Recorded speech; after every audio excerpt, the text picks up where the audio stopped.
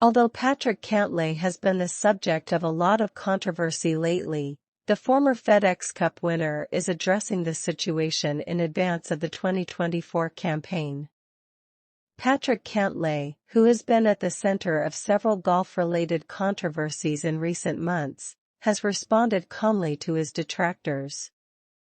As he prepares to begin his 2024 at the Century, the PGA Tour season opener in Hawaii this week, Cantlay undoubtedly hopes for a more low-key year than the one that ended last year. The American was involved in a slow play controversy in 2023 before he was charged with organizing a pay revolt at the Ryder Cup the previous year. The year then ended with the American being accused of trying to take over the PGA Tour's policy board amid the ongoing framework agreement negotiations with Saudi Arabia's Public Investment Fund, according to a source from The Telegraph. As calm and collected as ever though, the American opted not to rise to the drama ahead of this week's event start to the golfing year. Quizzed on how he deals with the ongoing question marks surrounding him, Cantlay responded, "In general, I'm one that I would rather let my clubs do the talking. I think this game is supposed to be a game of gentlemen, and there's just no need for that. We're all on the same side here. We're all trying to make the game and the PGA Tour as best as possible, so I just don't think it will help," rising to his critics.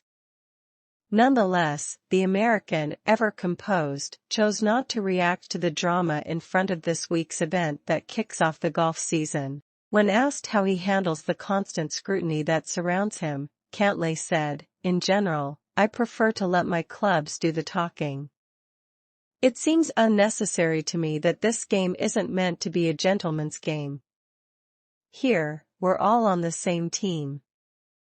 I just don't think it will help," addressing his detractors, "because we're all trying to improve the game and the PGA Tour as much as we can."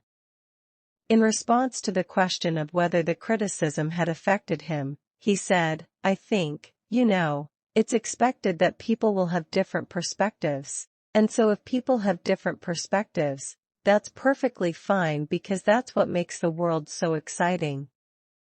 A week prior, Cantlay had refuted rumors of his attempted coup on the policy board and acknowledged that no player possesses the authority to assume command of the setup.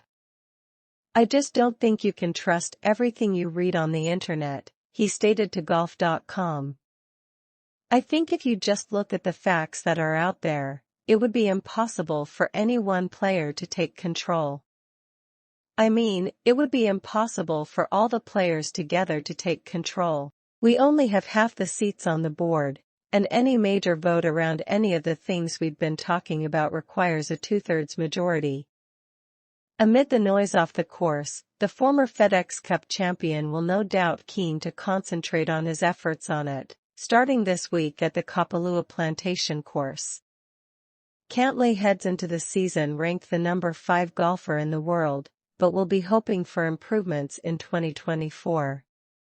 The American hasn't been able to add a victory to his record on the PGA Tour since declaring himself to be among the best in the world at the start of the decade. He finished 2023 without a win for the first time in 5 seasons, which was unusual for him.